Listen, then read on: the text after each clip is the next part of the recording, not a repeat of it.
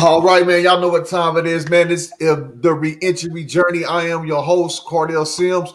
And before we get into tonight's guests and let them tell their story, I want to give a shout out to a few sponsors that sponsor books. For those who don't know, I have a book sponsor program.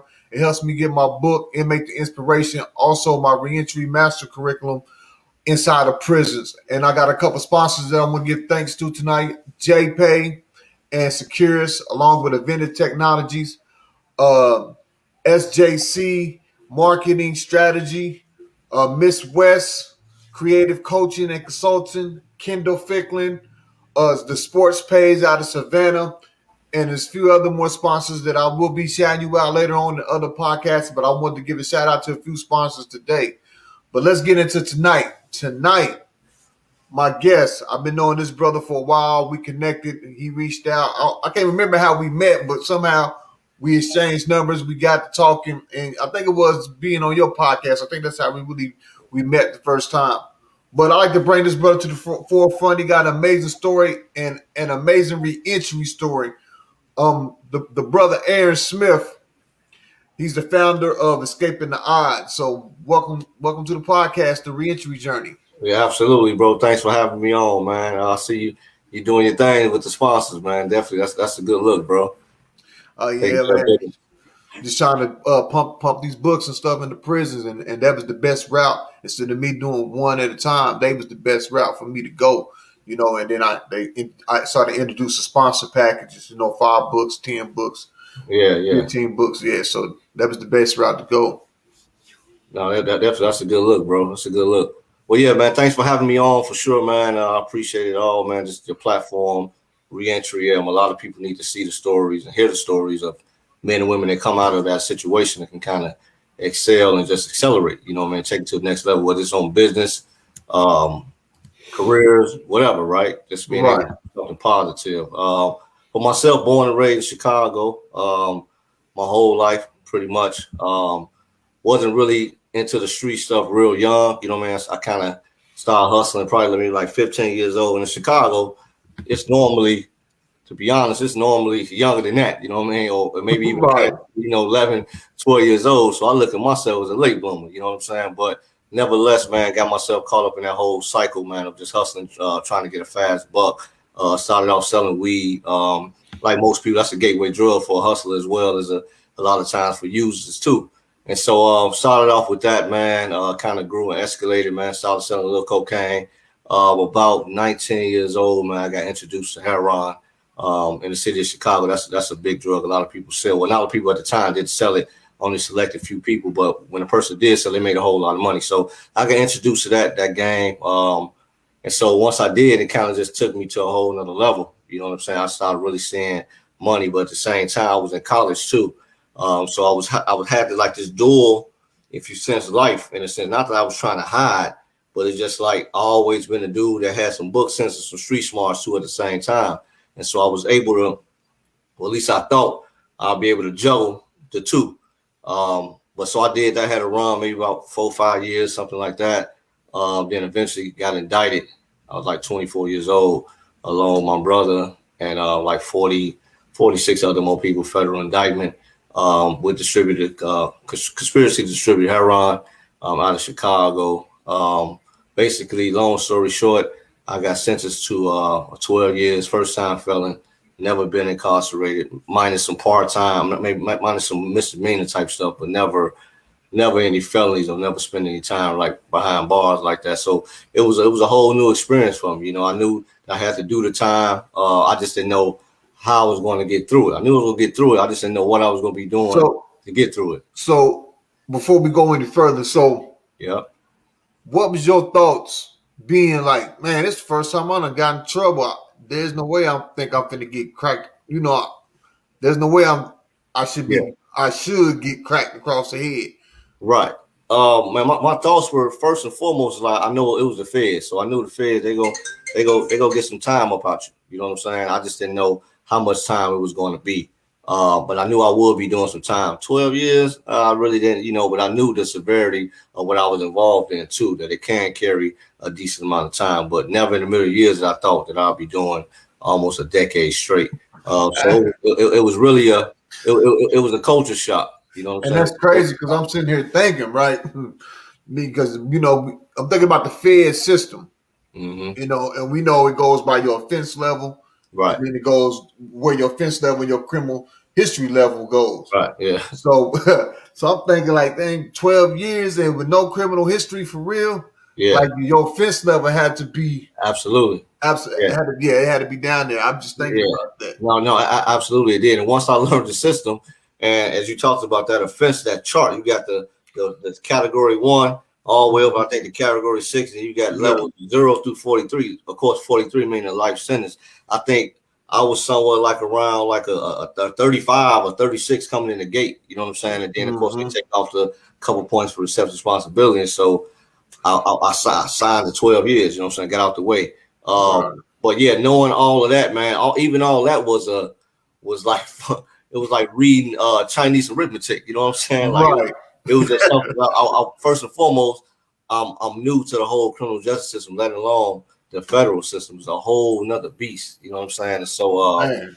but thankfully, man, I got through it. Got through it strong, man. Was able to kind of do my time and just really get back to the essence of who I was. And that's really was a businessman. I always was a hustler. You know what I mean? Anybody ever knew me knew I was always about my money.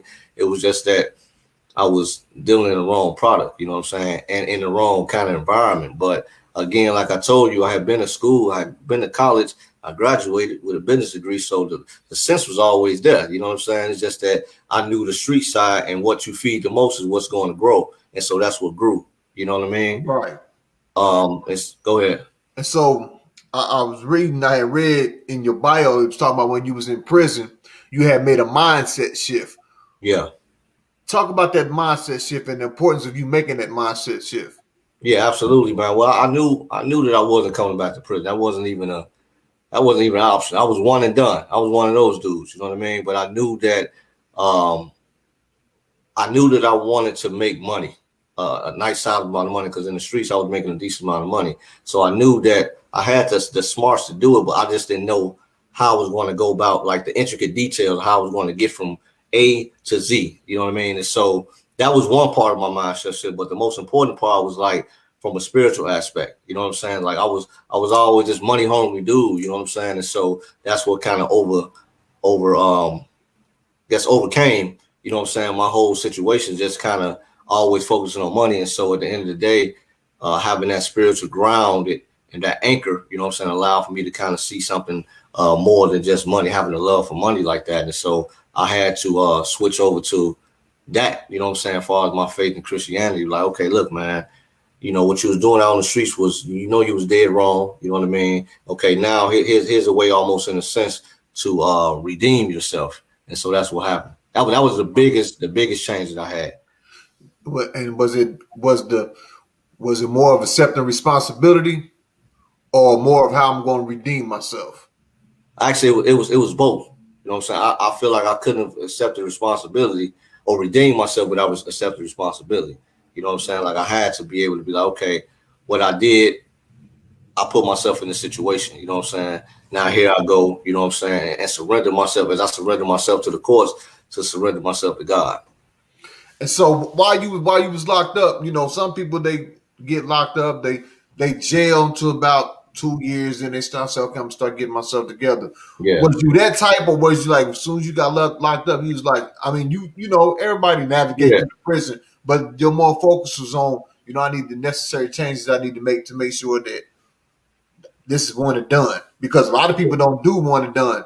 So I'm Yeah. trying to figure, was your mindset when you got in there like, okay, I'm gonna start working on myself now? I mean, not everybody's gonna work on themselves all day every day. Like we're gonna Yeah. navigate through the work Absolutely. out, Yeah, you have navigate fun. through the prison. Yeah, you know what I'm saying. Yeah. But did you start working on yourself early, or was it toward the later stage when it was almost time to come home? Man, I was looking for the exit when I first came to prison. So, so Straight that's up. listen, bro, man. I started on it immediately, as they say. You know what I'm saying? Like I was on point, man. Just because I knew that prison wasn't for me. You know what I'm saying? Like I wasn't the type that would be going in and out, and I knew that again it was a one and done situation. I just didn't know, okay, what am I going to do now? You know what I'm saying? I know it's gonna be business. I got a mind. I got a knack for numbers, so how I'm gonna make this happen. And so I started, man. For one, I started hanging around people that I really admired. You know what I'm saying? A lot of them were successful business people on the outside before their incarceration. So I got the game from a lot of those people. For some people, they're like, "Oh man, why you hanging around with dude? You know, maybe he was an old middle aged white guy. You know what I'm saying? From wherever, right? You know how it go. Right, yeah. But for me, that was a resource, man. That was my school all over again. Although informal, but nevertheless, it allowed for me to really learn something I didn't learn before, and to continue to keep my mind sharpened. And of course, I read the countless books. I probably had every business magazine that came through. You know what I'm saying? So I was kind of the go-to person as it relates to that. But yeah, just mainly just sharpening my mind up, man, from day one, man. Tough. The coldest book you ever read in prison? Oh man, I would probably say Man's Search for Meaning Man, by, by a guy named Viktor Frankl. you say Man's Search for Meaning. Man's Search for Meaning, yeah, pretty dope book, man. He was a I'm going to write that on down. yeah, absolutely. And you know what, man? It's a quick read, man. It's not really a thick book, but it has a major impact. You know, big punch. Man. So now you up for release. You know, you getting out of prison. Yeah, You made this mindset. You started figuring out what it is and putting together what it is that you're gonna do now that you touched down. right. First day out, what was it like? The first day out. Hey, the first day out, as you know, in the federal system, you know, you go to the halfway house. Right. And I had 6 months halfway house. So I get out, I'm fresh to death. You know, I have my guy say, look, I want to send me all white. I'm brand new. I'm a new being, right? I'm like an angel. So he send me some white Air Max, some white jeans, and like a white Lacoste polo, man. So I'm fly. You know what I mean? Right. I step out and I was in Minnesota prison, so the bus took me to Minneapolis. And I'm like, wow, man, I step out, I walk it downtown, I had a layover for like 6 hours. So it really had a chance for me to kind of feel my way around, you know what I mean? Which was because I didn't go straight to the halfway house, right? From one locked up environment to another, I had to kind of have that little space. And so I'm just walking around, just taking it all in, you know, just like, wow, you know, I'm like, people looking at me, they got a look on their face, they know it's something different about me, you know, you got that. I've been gone almost 10 years. Again, I was fresh to death, I was clean, and really just like it's like surreal, bro. Like it's hard to explain it, man, to someone who hasn't really been in that situation before, because like everything that they take for granted, you're like you're taking it all in, you're just accepting it all, you know, like the air, like even looking at situations, like wow. I remember looking at it was by Salvation Army, and that Salvation Army, you know, it's a lot of transits and stuff like that. And I'm just looking like, wow, man, it's like that was even a culture shock to me, because mind you, for almost 10 years, I ain't been around no drugs, no, you know what I mean? Right. You know what I mean? So right. I'm seeing people, man, just look like I remember telling myself, I can't believe that one day before I was a part of that environment. You know what I'm saying? Not like I was judging them or anything like that. It was just that my mind had been so renewed. And yet I'm looking at these group of people over here. It's like they were just caught up in the mix. You know what I'm saying? And so that was one of the biggest things I recognized. Like, oh wow, like I really, my mindset has changed, because you know when you in there, you see the same people every day. You know what I mean? Right. Every day, all day. I hadn't seen any of this, you know, and so it was presented to me, and I was just like, wow, you know, it was a culture shock. Yeah, man, most definitely. So, what was it? You know, you went to the halfway house because, see, like you said, everybody most likely got fed. They go to the halfway house because I went to the halfway house. Yeah. What was you doing while in the halfway house to help you start building to what you wanted to do, the plans that you made? Well, first and foremost, speaking of plan, like when I left, I had an 18-month plan written out. Like literally the first 30 days, what I had to do. And some things on that list was get a state ID, get a driver's license, open up a bank account, pull my credit, see what was on my credit. Those like the first 30 days. And the next 90 days, you know what I mean, were things like, of course, like get a job, you know what I'm saying, build up some social capital, join the Entrepreneurship Program within the city.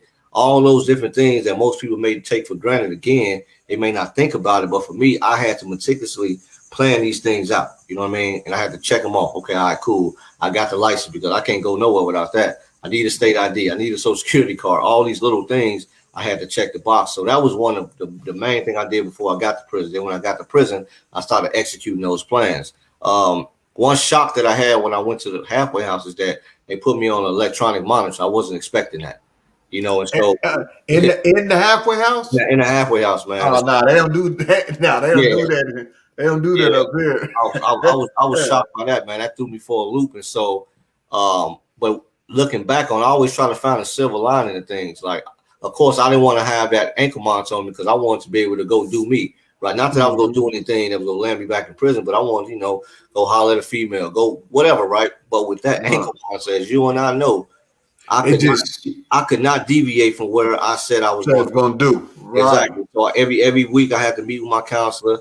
I had to write out where I was going, and I couldn't do anything different. So what that allowed me to do, what it forced me to do, was like to really, really settle down and settle in and say, okay, and really take care of my business for those 6 months that I was in there.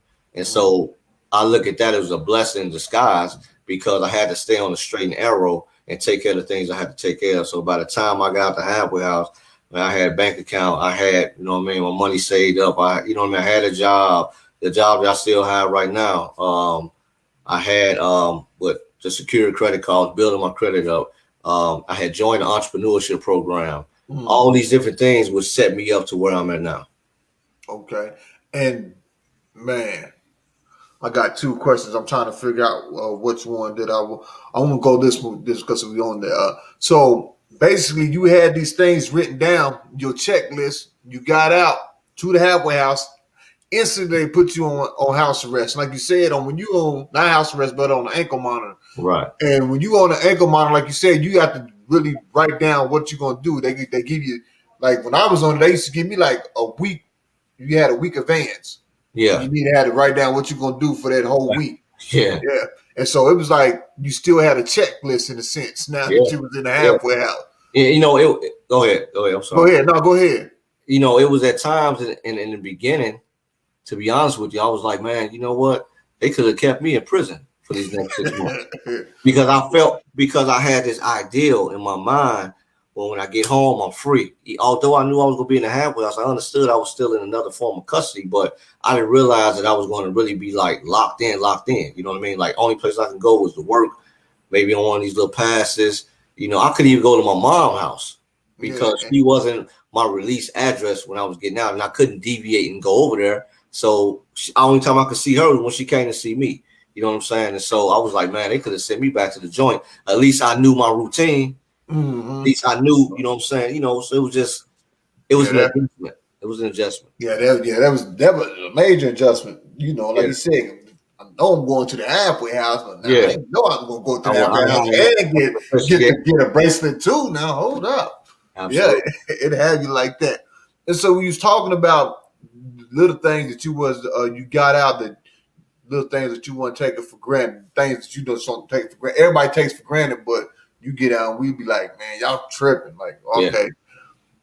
Does that still carry over to today? Man, you know what? I try to keep it in the back of my mind, man. But as you and I both know, like once you're out here, I think naturally you begin to take some of those same things for granted. And it's important that for people that's coming back out here to keep yourself in check. You know what I'm saying? To say, hey, remember the time. You know what I mean? Mm-hmm. And that's always important. So for me, it's good to self-reflect. And so that's what I do, to kind of keep myself from not taking things for granted. Because when you do that, you're liable to do anything and you could potentially end up in the same situation before or even worse. Yeah, I think I check myself at least once a day when it comes to just being grateful, and everything like that. Because sometimes I might see a car, I'm like, man, I wish I had that. And I'm like, man, I'm better be glad I got the car that I got. Exactly. You know what I'm saying? Somebody ain't got no car. Somebody, they got a bike or they walking. So I always got to check myself like that every day. So let's talk about this reentry side. You transition. After you get off the ankle monitor. Yeah. So you was talking about you had the same job. So this is me and somebody was having a debate because my opinion on getting out and getting a job is don't just get out and just accept any jobs that doesn't fit to your strength. You know, Mm-hmm. everybody always says get out. You need a job as soon as possible. And then what happens if it never fits your strength? You end Mm-hmm. up quitting the job within 2 or 3 weeks because it doesn't Mm-hmm. fit nothing about you, none of your Yeah. strengths. And then what happens? You keep continuing with that same, just get a job. Then you don't went through 3 jobs in 4 months Yeah. instead of just getting out and finding a job that is geared towards your strength. So what was it like with the job that you got? Your first job, was it geared towards your strength, or was it just a job that you just like, I needed a job, so let me get this? No, man. In fact, it was on my list of jobs to Mm, get. I had previous experience working at a freight broker, doing dispatch type work, and I knew that I wanted to work third shift. I said I got to work third shift in order to take care of my business for what I want to do, my entrepreneurial stuff during the daytime. And mm-hmm. God bless me, everything that I put down on that paper, as far as on that job, I got the third shift job. I started working for a freight broker, still work there now. And it's allowing for me to transition to other things that I'm gonna do. But yeah, definitely, man. It I got that job that again, like you mentioned, that was suited to my strength. But to kind of briefly speak on that, I think for some people it could be different because there's a saying when you get a job, a better job, and a career. You know what I'm Mm-hmm. saying? I am a believer that you want to grab something, but you need to know in the back of your head, the back of your mind, like, okay, this is just temporary. You still need to be looking for something else. You know what I'm saying? Because I think like once you get that job, it's easy to find another job. True. Yeah, I agree with that. Yeah, So true. for some people, it could be different depending on your circumstances. Had I not got that position, I was gonna get something, but I also knew that any job that I worked at was gonna be temporary. I gave myself 36 months, 3 years. You know what I mean, Right. to work for somebody else, but I knew what I had to do in between the time, which is some of the things I've been doing now to help me with that transition into full-time entrepreneurship. Mm-hmm. So let's talk about some of the things that you're doing now. I Yeah. got, you know, how did escaping the odds come into? Well, escaping the odds, man, was the idea I had. I came home in 2019, February. Escaping the odds was the idea I had back in like 2015. Was to create a podcast where I was able to tell the stories of the men and women that were incarcerated, that had some business sense, because I would meet a lot of men that were incarcerated, again, like I mentioned before, that were like either from Wall Street or whatever, right? They had worked at a Fortune 500 company with CEOs themselves, and so they gave me a lot of game. And I would say to myself that a lot of people in society don't know that these men exist. And I knew it was the same thing on the women's side as well. So when I got out, I said, okay, I want to tell these stories. I want to make sure that I help change the narrative of what people thought someone formerly incarcerated looks like as it relates to like entrepreneurship or even as a whole. And so when I got out, I kind of hesitated. I started doing a tech company, tech app that I was building out. That didn't work out. So Escaping the Odds, which wasn't the name at the time, for the podcast, I was like, man, let me try this. It's going to allow for me to tell my story, blend in my love for entrepreneurship, and tell the stories of other people, and also at the same time build some social capital for myself because I had no professional network at all. Right. So that allowed for me to do that, and here I am, 2 seasons in, over 50 stories told. First season I had about 45 episodes. The second season, I had 13 episodes for a season, working on something real special for the third season, something really different. And pretty much we tell the stories of men and women who are formerly incarcerated who are now successful entrepreneurs. Right. Okay. And so talk about share the plug Mondays. What's up Oh, with yeah. that? What's up with share Yeah. the plug Mondays? Share the plug Mondays, man. On our website, escapingtheodds.com. Um, I'm a firm believer, man, that oftentimes it's not what you know, it's who you know, right? Those resources, Mm-hmm. right?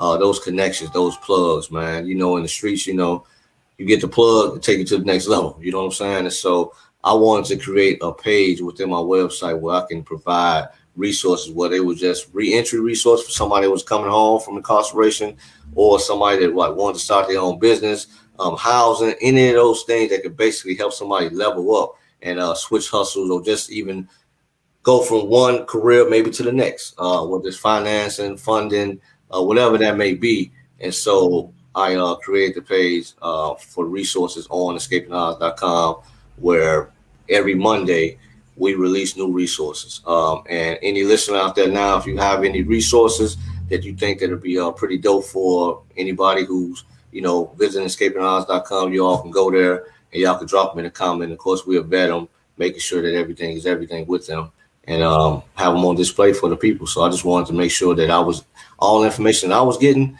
that I was able to share with my people. And so you talk about how in your reentry journey that one of the things that you did, you went through an entrepreneurship program. Yeah. Can you tell us a little bit about that program? Yeah, absolutely, man. I went through a program called PERK program. And they were in partnership with a company called Sunshine Enterprises. I knew I had to get in that community, you know what I'm saying? And so that's what I did when I came home. And so that program was a 12-week program.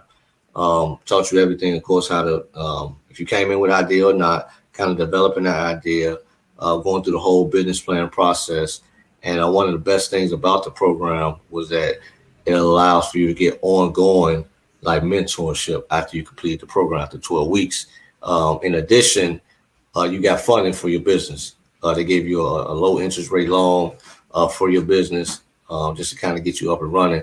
And they're really lax on the underwriting. So it doesn't matter, like, if you have a bad credit score. They know a lot of people that's coming home from incarceration probably don't have a score at all. They've been gone or never really used their credit in that way. And so it really gives you an opportunity for access to capital and just access to resources, whether it's people that's been businessmen and businesswomen, to be able to take your business to the next level. And it was called PERK, PERC. They're one of the resources on my page as well. Okay. Based out of Chicago, yeah. So it was important for you to utilize that resource once you got out, being that you knew what direction that you was going to go into. Yep. So I see you got the Switch Hustle shirts on for those that's tuning in. Yeah. Tell them about Switch Hustles. Oh, Switch Hustles, man. I just wanted to kind of provide some merchandise to my supporters. Also kind of helps me put on the production of my podcast, anything else that we're doing here. Escaping the Odds. Switch Hustles is not only just a brand within a brand, it's a mindset. You're switching hustles. You know what I mean? That doesn't just mean you're switching from something illicit or illegal. It could be someone that, hey, I always wanted to go back to school to be a lawyer. I've been an engineer for my whole life, so switching that hustle and that mindset. So that's pretty much in a nutshell what it is, just being able to switch over and do something different and level up. And so that's what we're doing here at Escaping the Odds. And so it can be purchased on the website. Got t-shirts, got hoodies for the fall and winter time. So yeah, check us out, support. And let the people know where they can reach you with. The website, email, everything. Yeah, first and foremost, the website, escapingodds.com. Again, we got the podcast on there. We got the blog. We're doing a new thing where it's called a Spotlight, a special feature interview. Our first one is dropping tomorrow on the 15th, and we're going to drop them on the 1st and 15th, where it's going to be an actual story, kind of like our podcast, but it's a blog. So it'll be an extended interview with a person. Tomorrow we have on a gentleman, Andrew Freeman.